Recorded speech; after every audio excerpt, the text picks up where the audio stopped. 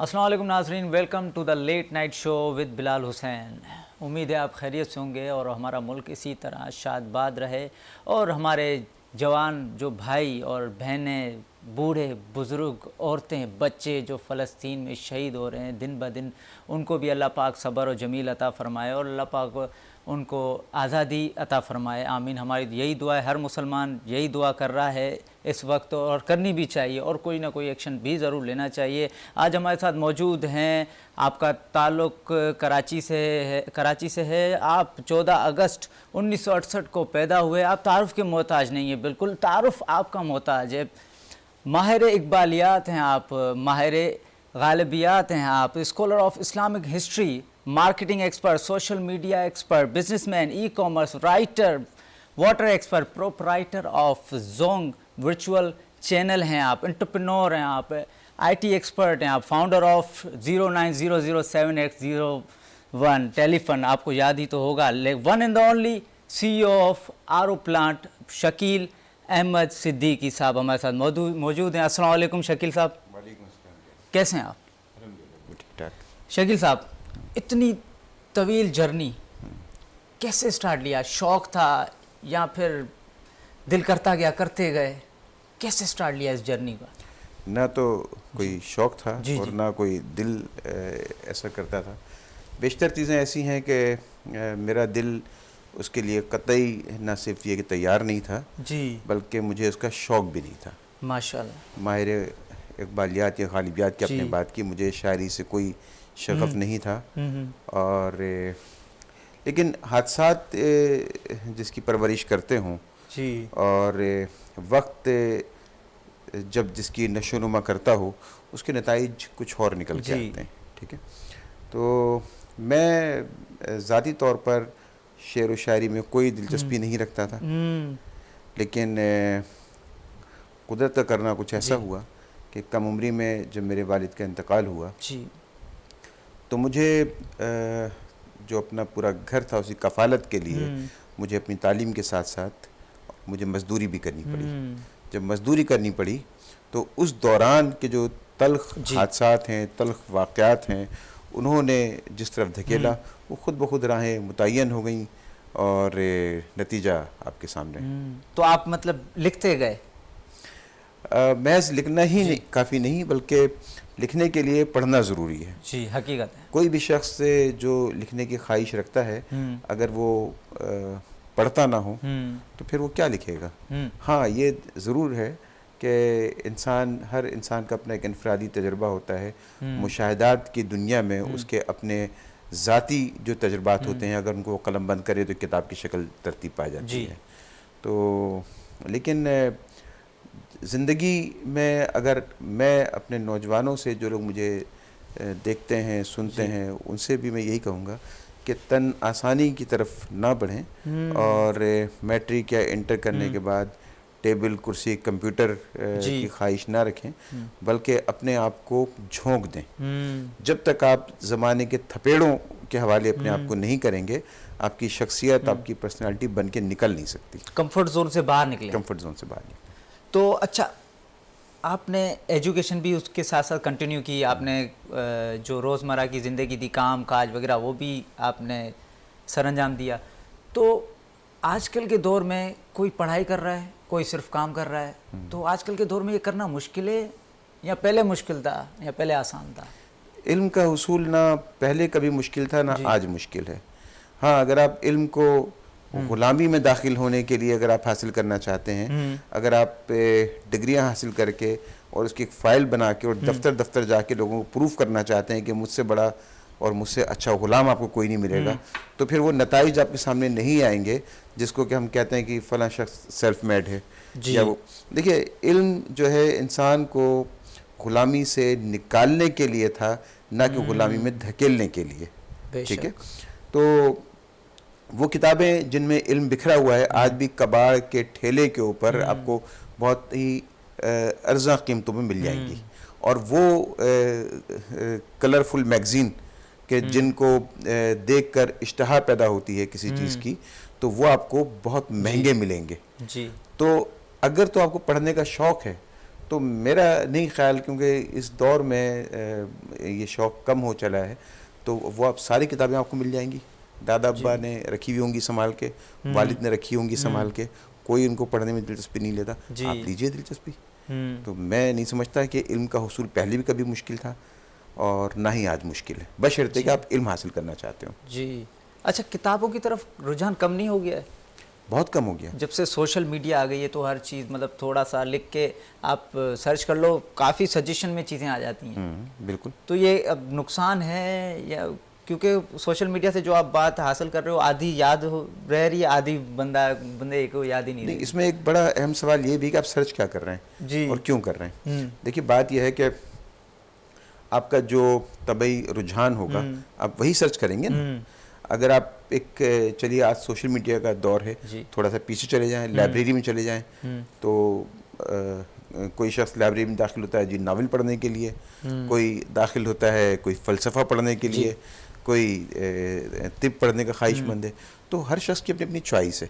तो पहले तो ये तय होना ज़रूरी है कि आप अगर सर्च भी करते हैं और कोई PDF तलाश करते हैं या कोई रेफरेंस बुक तलाश कर रहे हैं, आप कर क्या रहे हैं, तो आपकी डायरेक्शन का दुरुस्त होना ज़रूरी है।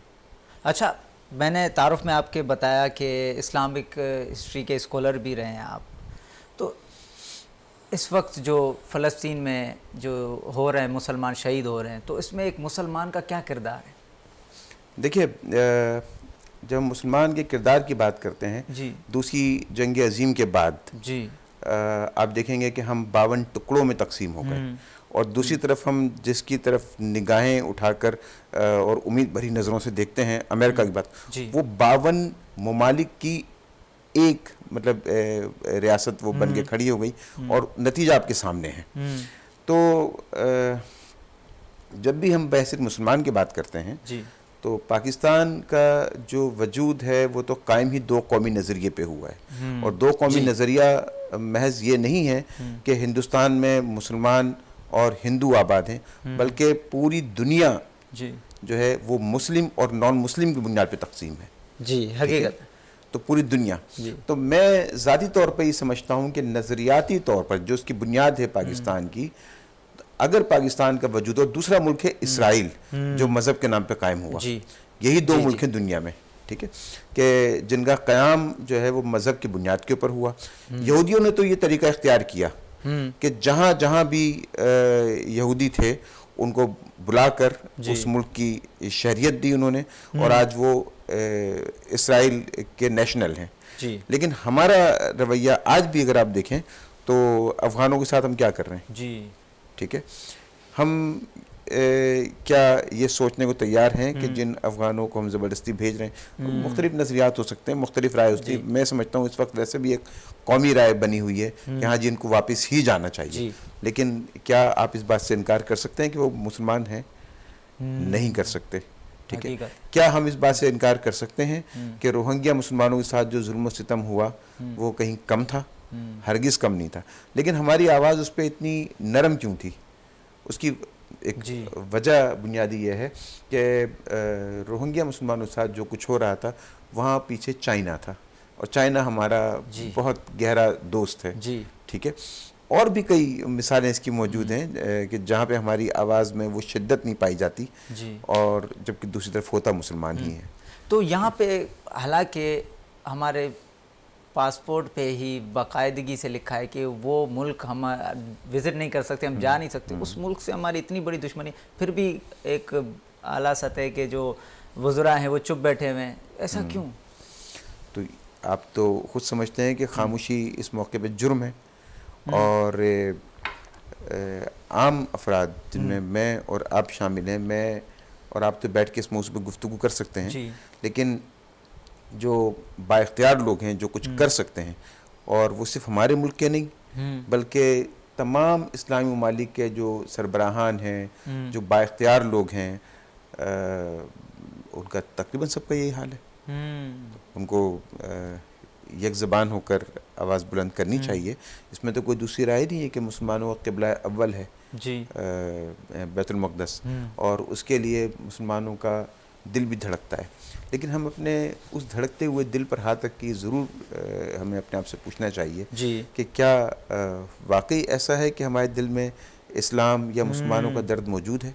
मेरा ख्याल है कि ये मौक़िफ़ थोड़ा सा कमज़ोर हमें लगेगा। जी। अच्छा, आप बिज़नेस तो आप माशाल्लाह से काफ़ी अलग अलग चीज़ों में कर रहे हैं, तो बिज़नेस के अलावा कोई पैशन, कोई शौक़ रहा हो या अभी आ गया हो?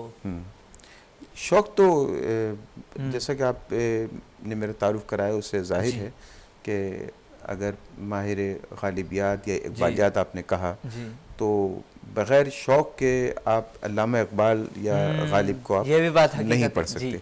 बग़ैर शौक़ के आप इस्लामी तारीख़ का मुताला नहीं कर सकते। तो यही मेरे शौक़ हैं। और इसके अलावा सोशल मीडिया है या आईटी की दुनिया है, तो मैं अपने शौक़ वहाँ पूरे करता हूँ। और कभी अगर मौका मिलता है नौजवानों से मुखातिब होने का तो ऐसी बहकी बहकी बातें करता हूँ जैसे भी कर रहा हूँ। जी। अच्छा, आईटी में इस वक्त दुनिया कहाँ जा रही है और हमारा मुल्क कहाँ जा रहा है? दुनिया आर्टिफिशियल इंटेलिजेंस आ गया है अब। देखिए, जब हम आईटी के हवाले से बात करते हैं तो कहीं दिमाग में हमारे एक चीज़ ये होती है कि क्या हम उससे अपनी मईशत की राहें दुरुस्त कर सकते हैं। ठीक है, ये मकसद है हमारा। और क्या, हमने कौन सा कोई मजहबी इशारा तो नहीं है जिस पर हम चलने की बात कर रहे हैं। हमारा तो एक ही मकसद है कि जी हम अपनी इनफरादी सतह पर अपनी हालत को बदल सकते हैं इन जदीद टूल्स के ज़रिए, और क्या हम अपने मुल्क की हालत को सुधार सकते हैं।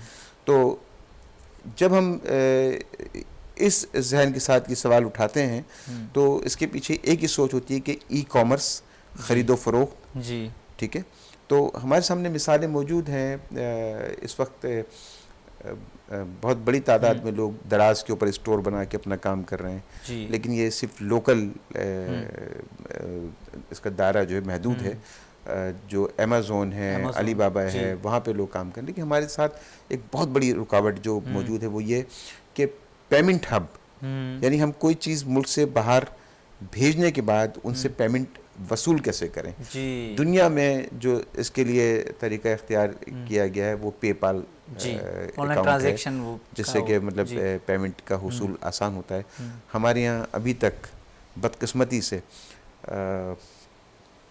बांग्लादेश में ये मुमकिन है, श्रीलंका में मुमकिन है, सार्क के दीगर ममालिक मुमकिन है, लेकिन पाकिस्तान में पेपाल अकाउंट आप अभी तक नहीं बना सकते और बना के अभी काम नहीं कर सकते। बीच में एक खबर चली तो थी पेपाल के नाम से। जी, वो खबर चली थी। वो गुज़िश्ता जब से ये केयर टेकर हुकूमत आई है उस वक्त से ये सुन रहे हैं कि जी इस पर कुछ काम कर रहे हैं, लेकिन ये खबरें इससे पहले भी चलती रही हैं कि 1 महीने बाद इंशाल्लाह कुछ हो जाएगा। अब तक तो हुआ नहीं। इसकी अहम वजह पेपाल मंजूर ना होने की? देखिए, ये मैं कभी भी किसी भी फोरम पर मेरी कोशिश होती है कि हुक्मरानों को कम इल्ज़ाम दिया जाए, लेकिन मैं क्या करूं कि ये जो बात है इस पे तो मैं उसी तरफ अपनी उंगली उठाऊंगा कि भाई ये आम आदमी के बस का काम नहीं है। मैं और आप अगर हमें कोई प्लेटफॉर्म मुहैया हो तो हम बहुत कुछ कर सकते हैं, लेकिन पेपाल को यहाँ पे इंडिकेट करवाना ये हुकूमत का ही काम है। हकीकत। तो ये उन्हीं की जिम्मेदारी है, उन्हीं को करना चाहिए। हम क्या कर सकते हैं उसमें? हकीकत है। अच्छा, industries, textile industries, IT industry जैसा आपने बताया, क्या दिन ब दिन कम नहीं होता जा रहा सारी चीज़ों में रुझान? उसकी वजह है, उसकी बुनियादी वजह यह है कि जब आप इम्पोर्टेड अशिया को इस्तेमाल करने का शौक़ पालेंगे और जब आप मार्केटों में जाकर कोई भी चीज़ ख़रीदते वक्त आपके सामने जब चॉइस रखी जाती है, जी ये इम्पोर्टेड है और ये लोकल है, और आप हाथ रखते हैं इम्पोर्टेड चीज़ की तरफ, जबकि आपको इस बात की शनाख्त भी नहीं होती आमतौर पर कि जी उसके मेयार को जांच सकें। तो जिस चीज़ की डिमांड होगी, जिस चीज़ की डिमांड होगी उसी चीज़ की सप्लाई होगी। तो लोकल इंडस्ट्री के ग्रो करने के लिए सबसे पहले जो ज़रूरी बात है कि अपने अंदर ये ख्वाहिश पैदा किया, ये वाला काम हम और आप कर सकते हैं जी, जो हमारे करने का है, ये अवाम के हाथ में। इसका ताल्लुक हुकूमत से नहीं है कि अगर हम अपनी जो मुल्की मसनूआत हैं, चाहे वो कपड़ा हो, या खुराक हो या दीगर कोई चीज़ें हो, हम फ़ख्रिया तौर पर उसका इस्तेमाल अगर शुरू कर दें तो उसकी इंडस्ट्री भी लगनी शुरू हो जाएंगी और हम बाइकआउट करें। हम तो उस वक्त जागते हैं जब कभी हमें ये पता चलता है जी अब इसराइल बड़ा जुल्म सितम कर रहा है फ़लस्तीनियों पर, तो जी ढूंढ ढूंढ के इसराइली प्रोडक्ट्स हैं वो कौन कौन सी प्रोडक्ट्स उनका बाइकआउट होना चाहिए। मैकडोनल्ड्स ने ऐलान कर दिया इसराइल में कि जी वो इसराइलियों को मुफ्त खाना फराहम करेगा, तो हमें गम गुस्सा हुआ, मैकडोनल्ड्स के पीछे चले गए कि जी इसका बाइकआउट कर दिया। हमें तो ये खुद से इम्पोर्टेड चीज़ों का बाइकआउट करना चाहिए, इंशाल्लाह यहाँ पे इंडस्ट्री लगेंगी। तो मतलब अभी जैसे टेक्सटाइल इंडस्ट्री में बांग्लादेश दिन ब दिन उरूज पे चलता जा रहा है, तो हमें क्या करना चाहिए, हमारी इंडस्ट्रीज़ को क्या करना चाहिए? देखें, बांग्लादेश जो है सबसे पहले जो चीज़ है बांग्लादेश में और हमें, वो कभी हमारी मुल्क का हिस्सा हुआ करता था, लेकिन अक्सर जगहों पर ये बात आती है और आप भी इससे कहीं इत्तेफाक करेंगे कि जो बांग्लादेश में टेक्सटाइल की सनत है वो डिपेंड कर रही है एक्सपोर्ट के ऊपर। अच्छा, ठीक है। दूसरी बात ये है कि बांग्लादेश का दिफाई बजट ना होने के बराबर है हमारे मुकाबले में। हम जब अपनी बजटिंग करते हैं तो हमारे बजट का एक बहुत बड़ा हिस्सा हमारे दिफा पे चला जाता है। दुनिया की 6ठी या 7वीं अजीम फौज जब हम पाल रहे हैं तो हम उसके लिए अखराजात भी तो करेंगे ना, तो वो अखराजात कौमी ख़जाने से ही होने। तो एक तो ये कि हम अपनी जो हमारी जो तरक्याती काम है उसके लिए हमारे पास पैसे की कमी हमेशा से रही है। ठीक है। और दूसरी बात मैंने वही जो आपसे थोड़ी देर पहले की थी कि पेपॉल को लेकर, तो वो काम तो निस्बतन आसान है। मैं आज भी अगर पेपॉल अकाउंट यहाँ पर खुलना शुरू हो जाए तो सालाना 10 से 12 अरब डॉलर की एक्सपोर्ट सिर्फ मैं और आप छोटे छोटे मतलब जो लोग हैं ना, जो फ्रीलांसर हैं, वो फ्रीलांसर मिलके कर लें। वो तो जो बड़ी एक्सपोर्ट है, हमेशा देखिए ना कोई बड़ी इमारत होती है तो वो छोटे छोटे ब्लॉक से तामीर की जाती है। ठीक है। ऐसा कभी भी नहीं होता है कि जी वो अचानक कोई इमारत जो है वो बगैर छोटे ब्लॉक के वो तामीर हो जाए। तो छोटी इंडस्ट्री, कॉटेज इंडस्ट्री, चाइना की मिसाल हमारे सामने है। चाइना ने भी जो तरक्की की आज जिस जगह पर है वो कॉटेज इंडस्ट्री से तरक्की की उसने। और इंडिया की अगर हम बात करते हैं, अगर वो कहीं पर अब तरक्की करता नज़र आ रहा है तो वहाँ पे भी कॉटेज इंडस्ट्री आप देखेंगे कि वो है। तो हमें हमेशा ही शिकवा रहा है कि जी हमारे यहाँ इंडस्ट्रीज़ जो है वो लगनी चाहिए, लेकिन हमारा बुनियादी जो फोकस है वो छोटी इंडस्ट्री, कॉटेज इंडस्ट्री की तरफ होना चाहिए। वो खुद ब खुद फिर दिल में ख्वाहिश जागती है। कोई शख्स जिसने एक छोटा सा कारखाना लगाया, कारखाना तब्दील होता है फैक्ट्री में, फैक्ट्री तब्दील होती है मिल में, मिल तब्दील होती है फिर एक बहुत बड़ी मतलब कंसोर्शियम की हैसियत इख्तियार कर लेती है। तो रिजल्ट्स यूँ ही आते हैं। हकीकत। अच्छा, आपने माशाल्लाह इतनी एजुकेशन हासिल की है, बिज़नेस भी किए हैं, तो एजुकेशन आप स्टूडेंट कैसे रहे? नॉर एवरेज स्टूडेंट या बहुत अच्छे कैसे? नहीं, मैं जो रिवायती तालिब इल्म है अगर उसके म्यार को देखा जाए तो मैं कभी अच्छा तालिब इल्म नहीं रहा। ठीक है। हाँ, अलबत्ता ये ज़रूर है, मतलब आप, मैं आसान करके यूँ कह दूँ कि अगर मेरी मार्कशीट उठाएंगे तो उसमें नंबर आपको बहुत कम नज़र आएंगे। और मैं नौजवानों को ये कहता भी हूँ, अपनी बच्चियों को जब मैंने स्कूल भेजा तो मैंने ख़ास तौर पर ताकीद की कि सारे सवालात आते हों तब भी 2 सवालात के जवाब गलत ज़रूर करके आने हैं। ठीक है। जीतना बेशक मुश्किल होता है लेकिन जानबूझकर हारना उससे कहीं ज़्यादा मुश्किल होता है। ठीक है। तो आपको पता है मैं जीत सकता हूँ लेकिन आप फिर भी नहीं जीत रहे, आप फिर भी नहीं जीत रहे, वो ज़्यादा मुश्किल होता है। अच्छा, ऐसा होता क्यों है और मैं ये इस बात पे इतना ज़ोर क्यों देता हूँ? मजहबी बहस हो या और किसी किस्म का मुबाहिसा हो, मैं बहस जीत लूँ और आप के दिल से जो है वो उतर जाऊँ, तो मुझे बताइए कि मेरी ये बहस, ये जो ज़बान दराजी है वो मेरे किस काम आई? ठीक है। तो इसी तरह से जो इल्म है, मैंने थोड़ी देर पहले भी ये बात कही थी, इल्म को इसलिए हासिल करना चाहिए कि अंबिया की मीरास है। इल्म वो चीज़ है कि जिसने इंसान को ये शर्फ बख्शा कि वो दीगर तमाम मखलूक़ात में अशरफ ठहरा। ठीक है। इल्म वो चीज़ है कि जहाँ से तारीख़ इंसानी की इब्तिदा होती है। इल्म वो चीज़ है कि जब सड़ी हुई मिट्टी और गारे से बने हुए इंसान को इल्म अता किया गया तो फरिश्तों को हुक्म दिया गया कि इसको सजदा करें। ठीक है, इल्म वो चीज़ है कि जिसके पा लेने की वजह से शैतान को तकब्बुर हुआ और उसने सजदा ताज़ीमी करने से इनकार किया। इल्म वो चीज़ है कि जब हज़रत आदम को अता हुआ और उनसे भी शैतान ने वैसी ही गलती सरजद करवाई जैसी कि वो खुद भी कर चुका था, तो हज़रत आदम अलैहिस्सलाम आजीज़ी और इंकिसारी में गिर गए, गिरिया उजारी करने लगे, रोने धोने लगे। तो इसका मतलब है कि दो नताइज हो सकते हैं इल्म के, एक तकब्बुर, दूसरा आजीज़ी और इंकिसारी। अब जब मैं आपसे जीतने की ख्वाहिश के साथ यहाँ बैठूंगा तो मेरी आजीज़ी इंकिसारी तो पहले रुखसत होगी जी। ठीक है, जब मैं अपने हम जमातों में जो लोग मेरे साथ पढ़ रहे हों बचपन में और मेरी ख्वाहिश हो कि मैं इन सबको शिकस्त दे के ऊपर खड़ा हो जाऊं, तो उसी का नतीजा ये निकलता है कि आप सड़कों पे अक्सर देखते होंगे कि पढ़े लिखे नौजवान जो अच्छे अंग्रेज़ी स्कूलों में पढ़ के निकलें, वो खड़े होकर किसी सरकारी एहलकार से, किसी ट्रैफिक पुलिस एहलकार से खड़े होकर कह रहे हैं तो मुझे जानता नहीं मैं कौन हूँ, अभी तेरी पेटी उतरवाता हूँ। क्योंकि उसमें तकब्बुर का बीज आपने बचपन में बोया था। तो इल्म का बुनियादी मकसद जो है वो आपके अंदर, अगर अंबिया की बात करें वहाँ से हम शुरू करें और रसूलुल्लाह सल्लल्लाहु अलैहि वसल्लम तक आ जाएं, तो ये तमाम अंबिया जो थे किसी मदरसे के पढ़े हुए नहीं थे। नबी पाक सल्लल्लाहु अलैहि वसल्लम उम्मी थे, किसी मदरसे के तालीम याफ्ता नहीं थे।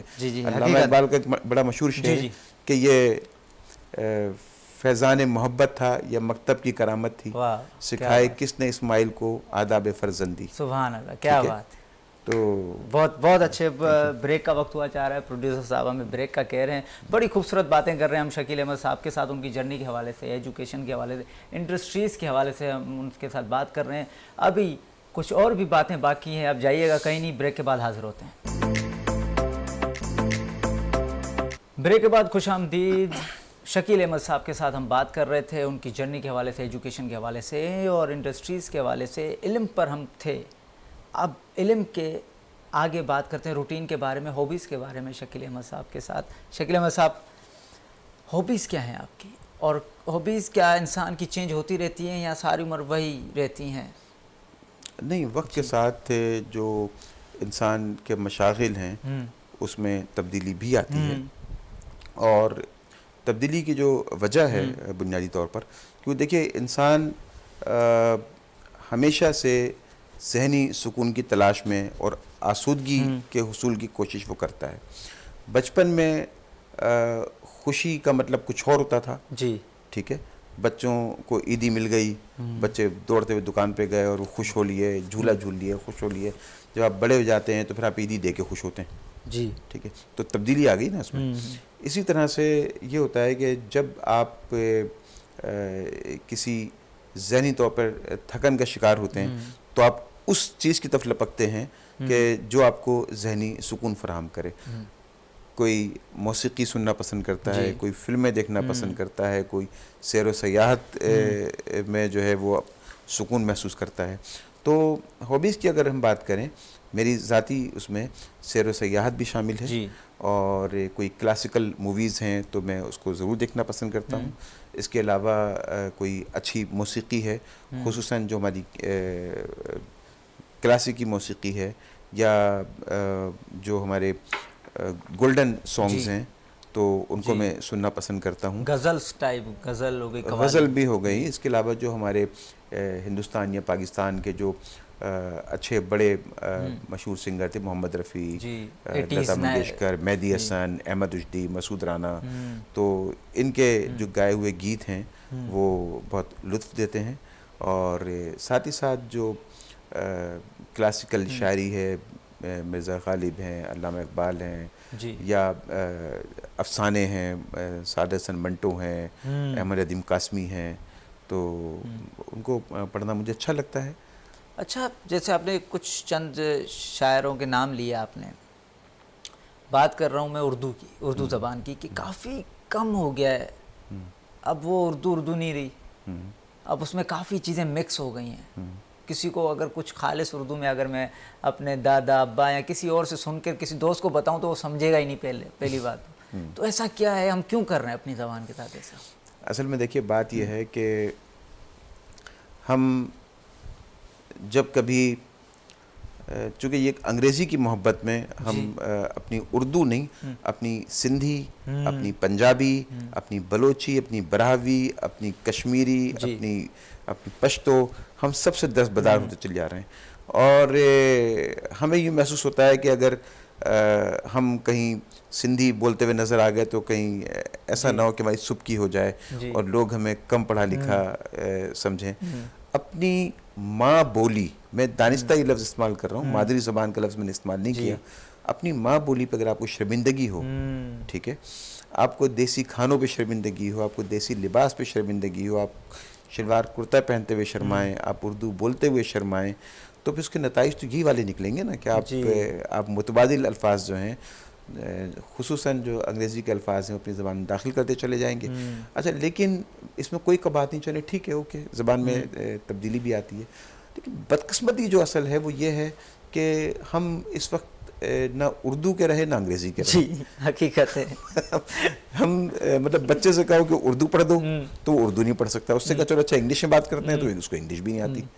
तो वो एक अजीब व गरीब सूरत हाल बन गई है। अजीब कश्मकश में पड़ गए हम। नहीं, कश्मकश में नहीं, हम क्लियर है, वो तो कश्मकश नहीं है, वो क्लियर है। वो अंग्रेज़ी की मोहब्बत में वो उर्दू भी छोड़ बैठा और अंग्रेज़ी उसको आई नहीं जी।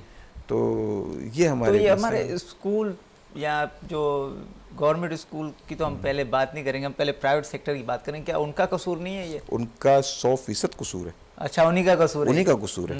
देखिए, उसकी एक वजह यह है कि हमारे यहाँ, मैं उन स्कूलों को एक तरफ रख के कि जो बड़े मशहूर व मारूफ स्कूल हैं और जो भारी भरकम फीसें ले रहे हैं उनको एक तरफ रखें। आप लांडी, कोरंगी, न्यू कराची, औरंगी टाउन में जो स्कूल मौजूद हैं उनकी अगर हम बात करें तो आपको बड़ी दिलचस्प सूरत हाल नज़र आएगी। ना टीचर को इंग्लिश आती है, ना बच्चे को इंग्लिश आती है, ना वालिदैन को इंग्लिश आती है। मेरी एक बचपन की उस्तानी थी जिन्होंने मुझे कभी ट्यूशन पढ़ाया, तो उनसे मेरी मुलाकात हुई और 30 साल के बाद जब मेरी उनकी मुलाकात हुई तो मुझे बड़ा अच्छा लगा, उन्हें भी अच्छा लगा। उन्होंने मुझसे एक दरख्वास्त की कि मेरे बेटे को आप नौकरी दे दें जी। और ठीक है, उसको भेज दीजिए कल। अगले रोज़ वो बच्चा जब मेरे पास आया, मैंने पूछा क्या करते हैं आप? उसने कहा जी एक इंग्लिश स्कूल में मैं इंचार्ज हूँ जी। तनख्वाह कितनी मिलती है? 8,000 रुपये। 8,000 रुपये? मैं सरप्राइज़, बिल्कुल 8,000। मैंने ठीक है, मैं तुम्हें 20,000 रुपये तनख्वाह दूंगा, कल से आ जाना मेरे पास, लेकिन एक जॉब एप्लीकेशन लिख के मुझे दे दें जी। तो अब वो जॉब एप्लीकेशन नहीं लिखी जा रही उससे, वो पेन लेके बैठा हुआ है और बहुत देर हो गई, एक दरखास्त नहीं लिख सका। इंचार्ज है स्कूल का। स्कूलों के नाम देखें, वो candlelight grammar school, future bright school, new era grammar school, नाम इतने मुश्किल मुश्किल। बच्चा जब घर आता है तो वो लहक लहक के जब हमटी डमटी और बाबा बाबा ब्लैक शीप सुनाता है, ये बिल्कुल इस तरह से जैसे कि मदरसे के बच्चे आके कलमा सुनाते हैं। माँ समझती है कि बच्चे को अंग्रेज़ी आ रही है, उसको अंग्रेज़ी भी नहीं आ रही होती। और साथ ही साथ स्कूल वालों ने एक और फ़न सीख लिया है, वो ये कि बच्चे को किसी ना किसी बहाने से उसको फर्स्ट आ गया जी, आपका बच्चा माशाल्लाह बड़ा काबिल है, ज़हीन है, और अगर किसी बच्चे को कम नंबर दे दिया तो वालिदैन खुद पहुंच जाते हैं जी कि जी ये मेरा बच्चा तो बड़ा जो है वो ज़हीन है, आपने उसको नंबर कम दिए। नतीजा ये निकलता है कि जब बच्चा मैट्रिक करके उसके ऊपर भी प्रेशर हो रहा है ना स्टूडेंट के ऊपर भी जी। जब वो मैट्रिक करता है तो अब आप उससे पूछें ना उसको उर्दू लिखनी आती है ना उसको इंग्लिश लिखनी आती है, वो बीच में रुक गया। वो उससे पूछो भाई आप टेक्स्ट, तो बोलते हैं रोमन में, रोमन क्या है मतलब लैटिन कैरेक्टर में, इंग्लिश कैरेक्टर में वो उर्दू लिखता है, बोलता है जी ये पढ़ा लिखा है, तो उसके लिए स्कूल जाने की ज़रूरत क्या थी उसे? तो तबाही और बर्बादी के जिम्मेदार प्राइवेट स्कूल ही हैं। अच्छा जी। तो गवर्नमेंट स्कूल बकौल आपके क्या पहले जो गवर्नमेंट स्कूल होते थे वो अच्छा पढ़ाते थे, आपके क्या बात से यही लग रहा है, तो अब गवर्नमेंट स्कूल में जो जा रहे हैं बच्चे वो नहीं पढ़ पा रहे? क्या उस्ताद, उनके उस्ताद हैं जितने, वो नहीं उन पे ध्यान दे रहे या वो पढ़ ही नहीं रहे? देखिए, गवर्नमेंट स्कूल में जो टीचर पहले भी होते थे और अब भी होते हैं, तो बहरहाल वो हुकूमत का असातिज़ा को भर्ती करने का एक मेयार तो है जी, ठीक है। वो ऐसा नहीं है कि जिस बच्ची ने 3,000 रुपये लेने बस वो आगे ट्यूशन वो स्कूल पढ़ाना शुरू कर दे, ऐसा गवर्नमेंट में नहीं है, आज भी नहीं है जी। हाँ, ये ज़रूर है कि दीगर तमाम हुकूमती इदारों की तरह स्कूल में भी जब कोई टीचर होता है तो उसको भी जब देखता है कि जी पीआईए में, स्टील मिल में, कस्टम में और दीगर इदारों में जब लोग घर बैठे तनख्वाह ले रहे हैं तो मैं क्यों ना लूँ। जी, हकीकत तो नतीजा ये है कि उससे स्कूल वीरान पड़े हुए हैं, असातिज़ा मौजूद नहीं है, पढ़ाने में उनको कोई दिलचस्पी नहीं है। अब जब वो कंफर्ट जोन में चले गए, जो भी आपने थोड़ी देर पहले एक लफ्ज़ इस्तेमाल किया था, अब वो कंफर्ट जोन से बाहर क्यों आए। तो जो गवर्नमेंट स्कूल हैं ये आए दिन आप कहानियाँ पढ़ते रहते होंगे अखबारात के अंदर कि जी वो उसमें डंगर बंधे हुए हैं, गाय बैल बंधे हुए हैं, क्लासों में फर्नीचर नहीं है। तो ये हाँ, लेकिन कहीं कहीं जहाँ पे स्कूलों में हाज़िरियाँ पूरी हैं और असातिज़ा पढ़ाने के लिए आ रहे हैं, वहाँ नताइज भी अच्छे हैं गवर्नमेंट स्कूलों के। तो मैं समझता हूँ जिस दौर में मैं गवर्नमेंट स्कूल में पढ़ा हूँ तो आज के प्राइवेट स्कूल के मुकाबले में बहुत बेहतर था और वही दौर दोबारा होना चाहिए। और मेरा ख्याल है कि उसके लिए अगर थोड़ा सा संजीदगी से काम किया जाए और देखभाल की जाए और असातिज़ा की हाज़िरी को यकीनी बनाया जाए तो इंशाल्लाह नतीजा। तो ये इसका सोशल मीडिया कसूरवार नहीं है या हम लोग मिसयूज़ कर रहे हैं सोशल मीडिया का? नहीं, सोशल मीडिया देखें, मीडिया चाहे सोशल हो या आपका टीवी चैनल हो, रिवायती मीडिया हो, मीडिया का काम तो चीज़ को आगे बढ़ाना है। जी, ठीक है। पीछे कंटेंट क्या है, ठीक है। अगर सोशल मीडिया की जब बात करते हैं, हम फेसबुक की बात करते हैं, तो मैं किसी पिक्चर को, किसी वीडियो को, किसी पोस्ट को लाइक कर रहा हूँ, ये तो मेरी चॉइस है ना, ठीक है ना। जब आप मेरी टाइमलाइन देखेंगे फेसबुक की तो आपको, आपके सामने मेरी शख्सियत आ जाएगी जी, ठीक है ना। इसे फेसबुक का क्या कसूर है? उसका तो कोई कसूर नहीं है। इसे वेनस टीवी क्या कसूर है कि अगर कोई नताइज, मैं और आप बैठ के सब कोई गलत बात तो नहीं कर रहे हैं, अच्छी बातें कर रहे हैं, किसी मसले का जो है वो अच्छा हल जो है वो हम अपनी गुफ्तगू से निकालने की कोशिश कर रहे हैं, तो टीवी का तो कोई कसूर नहीं है इसके अंदर। बात यह है कि वो बच्चे जो कभी शुरू में जब ये गवर्नमेंट स्कूलों से हट के प्राइवेट स्कूलों का दौर जब शुरू हुआ तो जो वहाँ से बच्चे पढ़ के निकले वो आज वालिदैन बन चुके हैं। आज उनके बच्चे पढ़ रहे हैं और तब्दीली, वो बच्चा क्या फ़ैसला करेगा? बच्चे को तो खुद को नहीं पता कि जी मेरे लिए क्या बेहतर है और क्या नहीं बेहतर है। ये फ़ैसला वालिदैन कर रहे हैं और वो वालिदैन कर रहे हैं कि बदकिस्मती से जिनको इस्लाह की शदीद ज़रूरत है इस वक्त। और मैं ये समझता हूँ कि अगर आज भी आप अपनी राहें दुरुस्त कर लें, चाहे वो माशी हों या इल्मी हों, तो कम से कम 10 साल लगेंगे आपको दोबारा उस जगह पहुँचने में। पूरे मुल्क को 10 साल, कम से कम 10 साल मतलब बकौल आपके? बकौल मेरे नहीं, बकौल बहुत सारे लोगों के। अच्छा। कि जो आप देखें माशी माहिरीन की रिसर्च है ना, काफ़ी लोगों से वजह है कि देखिए आप आज अगर किसी बच्चे को एक अच्छे स्कूल में दाखिल कराते हैं जहाँ पे कि आप समझते हैं कि जी नतीजा भी अच्छा मिलेगा, तो 10 साल बाद ही मैट्रिक करेगा। और फिर ऐसा नहीं कि दुनिया 20 साल और आगे चली जाएगी, आर्टिफिशियल इंटेलिजेंस इतनी बढ़ गई है कि बैठे बैठे हर चीज़ बन रही है। मेल हो, कोई ग्राफिक डिज़ाइनिंग का कोई चीज़ हो, लोगो हो, बस टाइप करने से, प्रॉम्प्ट लगाने से बन रही है हर चीज़। बिल्कुल ऐसा ही है, बिल्कुल ऐसा ही है। प्रॉम्प्ट लगाने से चीज़ें बन रही हैं, तो प्रॉम्प्ट लगाना भी तो आपको सीखना है ना जी। मतलब एक अच्छे जवाब के लिए आप और मैं बैठ के इस वक्त सवाल जवाब कर रहे हैं, मुझसे कोई अच्छा जवाब लेने के लिए आपके पास से अच्छे सवाल का आना ज़रूरी है जी, ठीक है। प्रॉम्प्ट के ज़रिए कोई अच्छी पिक्चर ड्रॉ करने के लिए अच्छे प्रॉम्प्ट का होना ज़रूरी है। आईटी को, उसको आईटी कह रहा हूँ मैं, एआई को ताकि समझ आए, एआई को ताकि समझ आए। तो बिल्कुल इसी तरह से ये है कि इस वक्त जो कंप्यूटर का इस्तेमाल है, चाहे उससे आप एआई को इस्तेमाल कर रहे हों या सोशल मीडिया का इस्तेमाल कर रहे हों, कंप्यूटर की जो हैसियत इस वक्त है वो एक कलम की है जी। कि कलम जो है वो किसी वक्त लिखने का एक ज़रिया होता था, लिखने पढ़ने का, आप उसे अच्छा लिखें या बुरा लिखें, लेकिन ये लाजमी होना चाहिए कि कलम के बगैर लिखा नहीं जा सकता। हकीकत कंप्यूटर के बगैर तालीम का तस्वुर अब जो है मुमकिन नहीं है, मुमकिन नहीं है। अब ये जुड़ चुका है, ये कभी अलग नहीं हो सकता जी। तो ये टूल है, ठीक है। तो बच्चे को और प्रॉम्प्ट लिखने जो है वो कौन सा मुश्किल काम है। अगर किसी तीसरी जमात के बच्चे को भी अगर आप बताएं कि जी देखें इस तरह लिखने से ये नतीजा आता है, जी। तो वो चंद दिनों में सीख जाएगा। जी।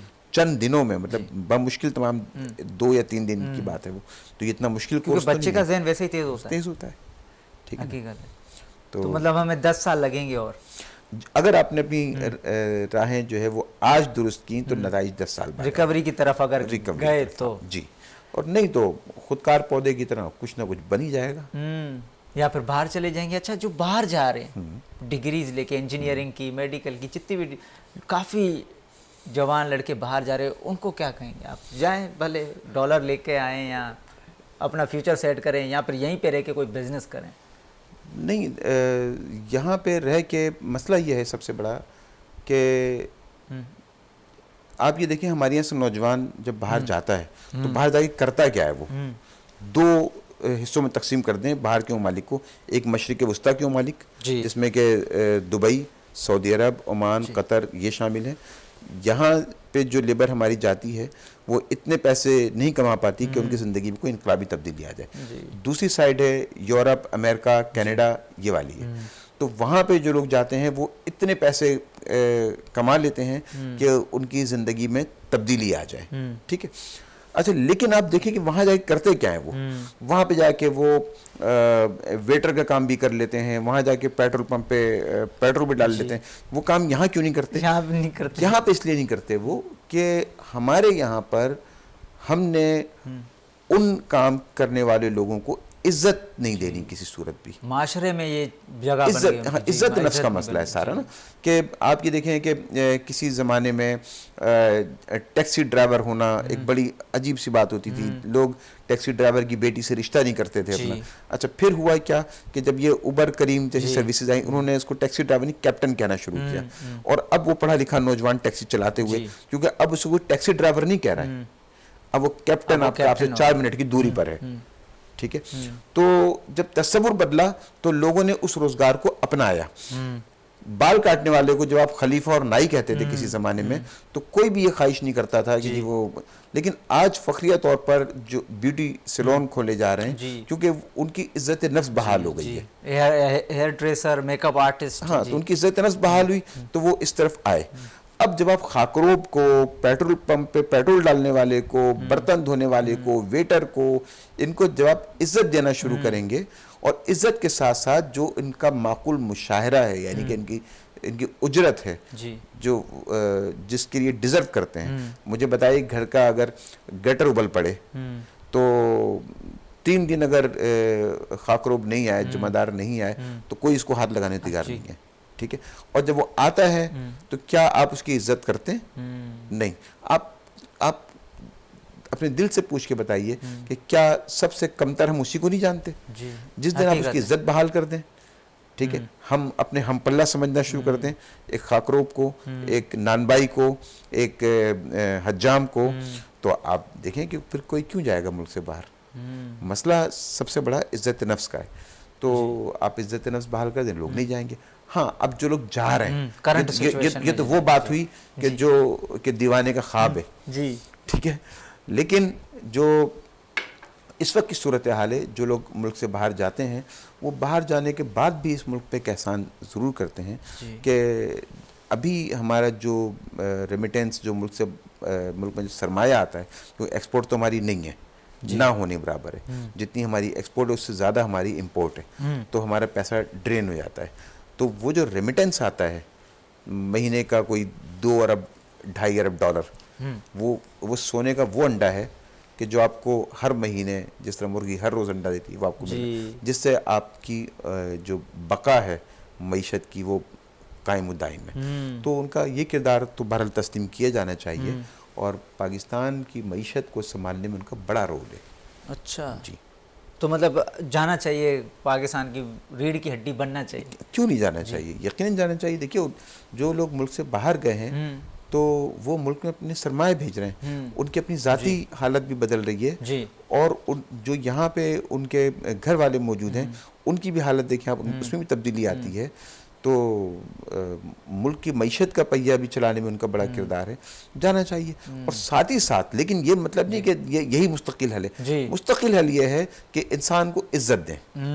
जब इज्जत देंगे तो वो छोटे काम यहाँ पे होंगे, इज्जत भी दें, उनको माकूल उजरत भी दें, तो इंशाल्लाह। अच्छा, हमारे कराची शहर जो है, रोशनियों का शहर, इसकी रूटीन कहते हैं कि अलग से ही है, अजीब सी है। रात में जागना, दिन में सोना। जो नई जनरेशन है, रात में कैफ़ेज़ वगैरह, काफ़ी बड़े बड़े कैफ़ेज़, होटल्स वगैरह पे बैठते हैं, सारी रात जागते हैं, सोशल मीडिया यूज़ करते हैं, फिर सुबह में देर दिन शाम तक बजे उठ रहे हैं, 6 बजे। फिर उनका एक रूटीन अजीब सी नहीं हो गई कराची की? और ये किस तरफ जा रही है जनरेशन, कितना नुकसानदेह है? देखिए, कहते हैं कि जी, अल्लामा इकबाल कहते हैं कि जी, आज़ादी फ़िक्र से है उनकी तबाही, जी रखते नहीं जो फ़िक्र व तदब्बुर का सलीका। क्या बात है। हो फ़िक्र अगर खाम तो ये आज़ादी अफ़कार है, इंसान को हैवान बनाने का तरीका। वाह। आप कितने भी तरक्की याफ्ता हो जाएं, रात को वक्त पे सोना और सुबह वक्त पे उठना, ठीक है ना, आपकी सेहत और आपकी ज़हनी सेहत, आपकी जिस्मानी सेहत, उसके लिए इसका जो किरदार है उससे कोई इनकार नहीं कर सकता।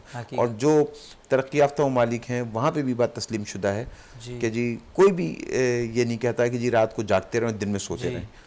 हर शख्स दुनिया में इस बात पे मुत्तफिक है कि जल्द सोना और जल्द उठना वो आपकी तरक्की के लिए भी, आपकी ज़हनी सेहत के लिए भी, आपकी जिस्मानी सेहत के लिए भी ज़रूरी है। अब ऐसा क्यों हो रहा है? जी, होने की वजह यह है कि कुछ चीज़ों में हमारा नौजवान ये समझता है कि हम जब उन तौर तरीक़ों को अपनाएंगे तो हम महज़िब और पढ़े लिखे कहलाएंगे। जी, समझ गया मैं। जी, मिसाल के तौर पर उनको महंगे रेस्टोरेंट्स के मेन्यूज़ याद होने चाहिए, उनको ब्रांडेड कपड़े, अंग्रेज़ी बोलना और रात भर जागना, ये वो चीज़ें हैं कि मतलब हमारा नौजवान ही समझता है कि अगर मैंने ऐसा नहीं किया, ओ तुम यार दाल चावल खाने वाले आदमी, ठीक है। तो वो जब तक हमारे मतलब ये कि हमारी नौजवान की जो तरबियत है वो कुछ इस किस्म की, अच्छा वो तरबियत ऐसी हो क्यों रही है? अच्छा, हो क्यों रही है? 3 ज़राए होते हैं इंसान की तरबियत के, एक उसका घर, एक उसके दोस्त अहबाब, और तीसरा उसका जो होता है कि ऑफिस, इसको हम SHO कहते हैं ना, सोसाइटी एस से या समाज, H से हाउस या होम, O से ऑफिस या ऑक्यूपेशन, तो ये ज़िंदगी का SHO। तो जब कोई शख्स, मिसाल उसको आप यूँ ले लें कि जब कोई शख्स घर से गुस्से की हालत में दफ्तर में आता है तो वो अपना गुस्सा मातहतों पे निकालता है। जी, मतलब उसका H खराब था, होम या हाउस, वहाँ मामलात ख़राब थे, उसने अपने ओ को ख़राब किया, ओ को ख़राब कर दिया, ओ को ख़राब किया। और जब दोनों जगह उसकी फ्रस्ट्रेशन मौजूद है तो वो बाहर निकल के सिगरेट पिएगा, शराब पिएगा, कोई ऐसी सोहबत, कोई ऐसे दोस्तों की महफिल को इख्तियार करेगा जहाँ पे उसका गम गलत हो, यानी कि SHO तीनों ख़राब कर लिए उसने। अब आइए, अगर कोई शख्स जिसकी सोसाइटी पहले से ख़राब है तो क्या मैं अपने दफ्तर में ऐसे शख्स को नौकरी देना पसंद करूंगा कि मुझे पता चल जाए कि नहीं ये रात को चोरियां करता है? क्या हो गया, दफ्तर के टाइम की बात करता है तो कोई इसमें बात नहीं। वो अगर रात को भी चोरी करता है तो ये मेरा कंसर्न है और मैं उसको नौकरी नहीं दूंगा। मैं देखूंगा कि उसकी सोसाइटी कैसी है। तो उसके एस की वजह से उसका ओ ख़राब हो रहा है, और जिस शख्स की सोसाइटी भी ख़राब है और ओ भी उसका ख़राब है, यानी ऑफ, तो उसके घर की हालत क्या होगी? नेचुरली ख़राब हो जाएगी। ये तीनों चीज़ें जुड़ी हुई हैं। नौजवान की तरबियत अगर H से नहीं होगी, यानी घर से नहीं होगी, ठीक है, तो इसको दोस्त करेंगे, जी, फिर दोस्त बताएंगे उसे। और यही वजह है कि हमारा नौजवान बिला सोचे समझे यूनिवर्सिटी में वो पढ़ता है जो उसके दोस्त बताते हैं, वो नहीं पढ़ता जो बाप बताता है। जी, हकीकत है। सर, वक्त की बहुत किल्लत है, आप मुझे मेरी ऑडियंस को शॉर्ट मैसेज देना चाहेंगे? कोई शॉर्ट मैसेज? मैं ऑडियंस को, अगर मेरा मुखातिब नौजवान है और उनके लिए अगर आप ये कोई पैगाम चाहते हैं, तो मेरा पैगाम सिर्फ ये है कि रगड़ा खाना सीखें, तकलीफ उठाना सीखें, कंफर्ट जोन से बाहर आएं, गाली खाना सीखें, देना नहीं, खाना सीखें, बर्दाश्त करें उसको। जी, जब आगे बढ़ें। अगर आपकी तरबियत जो है वो अगर सोसाइटी इस बुनियाद पर अगर आपकी तरबियत होती है तो तरक्की आपका मुकद्दर है। मैं ये कहना जी, चाहूँगा। बहुत अच्छा लगा हमें शकील अहमद साहब से बात करते हुए। शकील अहमद सिद्दीकी हमारे साथ मौजूद थे। आप सीईओ हैं आरओ प्लांट के। आपका तारुफ जितना किया जाए उतना कम है। आप कहते हैं ना आप तारुफ के मोहताज नहीं। मैं ये नहीं कहूँगा, मैं ये कहूँगा कि तारुफ उनका मोहताज है, क्योंकि इतना इनका तारुफ है कि मैं थक जाऊँगा बोलते बोलते। बहुत मज़ा आया उनसे बात करके, उनकी जर्नी के हवाले से बात की, एजुकेशन के हवाले से बात की, उनके शौक़ पैशन के हवाले से बात की हमने, मुल्क की सूरत हाल, बैरूनी हालात जो दुनिया के हालात हैं उनके हवाले से बात की। हमें बहुत अच्छा लगा। मुझे बिलाल हुसैन और शकील अहमद सिद्दीकी साहब को इजाज़त दीजिए। मिलेंगे अगले हफ्ते। अल्लाह हाफ़िज़।